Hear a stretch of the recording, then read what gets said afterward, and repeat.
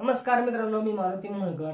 मित्रांनो, कसे आहात आपण सर्वजण? मजेत ना? मजेत तर सर्वजण असणारच। मित्रांनो, पीएम किसान योजनेचा जो 16वा हप्ता आहे तर तो हप्ता शेतकऱ्यांना कधी मिळणार, या हप्त्यासाठी कोणते शेतकरी पात्र असणार आहेत, खरं शेतकऱ्यांना जो काही 8,000 रुपयाचा हप्ता जो आहे तो हप्ता मिळणार आहे का, या योजनेमध्ये काय बदल केले गेले आहेत का, याची सविस्तर अशी अपडेट आज या ठिकाणी आपण पाहणार आहोत। सविस्तर अशी माहिती आपण या व्हिडिओच्या माध्यमातून पाहणार आहोत। मित्रांनो, तुम्ही जर का अजूनही चॅनलला सबस्क्राइब केलं नसेल तर पटकन चॅनलला सबस्क्राइब करून बेल आयकॉन बटन दाबायला विसरू नका। व्हिडिओ कशावरती बनवायचा तर हे जरूर कमेंट करून कळवा।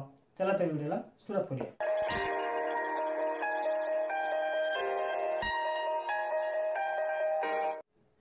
मित्रांनो, 15 जानेवारी 2024 पर्यंत संपूर्ण राज्यामध्येच नव्हे तर संपूर्ण देशामध्ये संपर्कता अभियान हे राबवले जात आहे।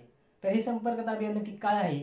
तर या संपर्कता अभियानाच्या माध्यमातून ज्या शेतकऱ्यांची ई-केवायसी पूर्ण नाही, ज्या शेतकऱ्यांच्या बँक अकाउंटला आधार कार्ड लिंक नाही, ज्या शेतकऱ्यांचं लँड सीडिंगचा प्रॉब्लेम आहे, त्यानंतर ज्या शेतकऱ्यांचं फिजिकल व्हेरिफिकेशनमध्ये नाव आलंय परंतु फिजिकल व्हेरिफिकेशन केले गेलं नाही, तर असे जे शेतकरी आहेत तर अशा शेतकऱ्यांना त्या ठिकाणी या संपर्कता अभियानाच्या माध्यमातून त्यांची ई-केवायसी केली जात आहे। त्यांच्या बँक अकाउंटला जर का आधार कार्ड लिंक नसेल तर ते आधार कार्ड लिंक करून घेतलं जात आहे। ज्या शेतकऱ्यांचं फिजिकल व्हेरिफिकेशनमध्ये नाव आलं आहे तर अशा शेतकऱ्यांचं फिजिकल व्हेरिफिकेशन करून त्या ठिकाणी त्यांना दिलं जात आहे। त्यानंतर जर पाहिलं तर त्यांचा जो काही लँड सीडिंगचा प्रॉब्लेम असेल तर त्या ठिकाणी पोस्ट पेमेंट बँकेचं अकाउंट ओपन करून दिलं जात आहे। यापूर्वी आपण पाहिलं आहे की पोस्ट पेमेंट बँकेचं अकाउंट कसं ओपन करायचं, तर याचा व्हिडिओ जर तुम्हाला हवा असेल तर तुम्हाला व्हिडिओची लिंक तुम्हाला या व्हिडिओच्या डिस्क्रिप्शन बॉक्समध्ये देईल, तुम्ही त्या ठिकाणी ते पाहू शकता। मित्रांनो,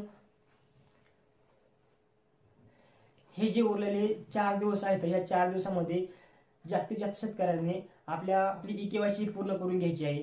त्यानंतर बँक अकाउंटला आधार कार्ड लिंक नसेल तर आधार कार्ड हे लिंक करून घ्यायचं आहे। अशा प्रकारचं आवाहन या ठिकाणी केले गेले आहे। 15 ते 20 जानेवारीपर्यंत हे संपर्कता अभियान राबवल्यानंतर जे शेतकरी यामध्ये पात्र असणार आहेत त्या शेतकऱ्यांची अंतिम यादी तयार केली जाणार आहे। आणि मित्रांनो, ती यादी तयार केल्यानंतर 15 जानेवारी 2024 ते 20च्या दरम्यान किंवा त्याच्या पुढील 4 दिवसामध्ये शेतकऱ्यांच्या खात्यामध्ये हे 16व्या हप्त्याचं वितरण हे केलं जाणार आहे। त्यानंतर मित्रांनो, महत्त्वाचं म्हणजे आपण जर पाहिलं तर बऱ्याच सारे सोशल मीडियाच्या माध्यमातून किंवा वर्तमानपत्रातून शेतकऱ्यांना 8,000 रुपयाचा हप्ता मिळणार आहे अशा प्रकारची भरपूर सारी माहिती या ठिकाणी मिळत आहे। परंतु मित्रांनो, कोणती योजना ज्यावेळेस राबवली जाते तर ती योजना केंद्र शासनाच्या माध्यमातून मंजुरी दिली जाते आणि त्या ठिकाणी त्यासाठी बजेटमध्ये जो काय बजेट आहे त्या बजेटमध्ये त्याची तरतुदी करणे ही आवश्यक असते। आणि येणारा जो काय बजेट आहे येणाऱ्या बजेटमध्ये 8,000 रुपयाची मागणीची तरतुदी करण्याची मागणी केली गेली आहे। मित्रांनो, 2020 पासून स्वामीनाथन फाउंडेशनच्या माध्यमातून शेतकऱ्यांची लागत आणि जो काही खर्च आहे त्याची लागत आणि जे काही मूल्य आहे तर तो खर्च जो आहे तर तो खर्च हा जास्त वाढला आहे आणि दिलं जाणारं जे काही अनुदान आहे ते अनुदान हे नक्कीच त्या ठिकाणी कमी आहे अशा प्रकारची मागणी या ठिकाणी केली गेली आहे। आणि त्यासाठी दिल्या जाणाऱ्या अनुदानामध्ये वाढ करून या योजनेच्या अंतर्गत जास्तीत जास्त 8,000 रुपयापर्यंतचा जो हप्ता आहे तो हप्ता या ठिकाणी देण्यात यावा अशा प्रकारची तरतूद देखील या ठिकाणी केली गेली आहे।